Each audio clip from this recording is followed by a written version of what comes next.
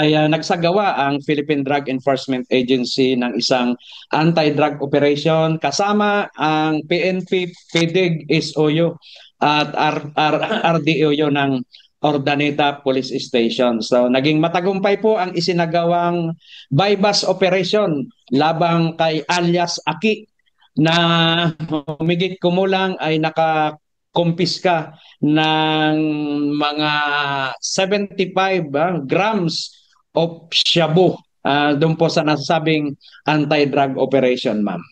Ito po ay base sa malalim na investigasyon o inquiry o pagtatanong ng aming operatiba. Ito ay may mga supplier din ito si alias Aki na nagpapakilalang alias Mark, alias Jan or alias Baba na puro galing sa National Capital Region na kung saan ang kanilang transaksyon para pick upin o mga meet up diyan sa nasabing bypass no sa may Ordaneta at minsan ang pagbayad ay hindi na inaabot ng cash kundi puro na lang sa mga tawag natin mga GCash and or among others na pwedeng hindi na makita ang pagbayad no cashless ang transaksyon ng mga illegalista sa ngayon, ma'am. Lang ma'am ang nabanggit niya na sa Pangasinan na kung hindi lang naman sa Ordaneta ang kanilang meet up no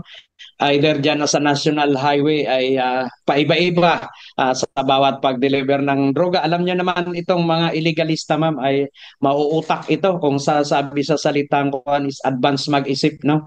Kung sa dating tagpuan ay medyo nagdududa sila. So mobile lagi at uusap yan na i-deliver mo na lang sa ganitong lugar, wag lang sa kinasabing lugar. So ganun po ma'am, magalaw po ang mga illegalista pagdating sa illegal na transaction na illegal na droga.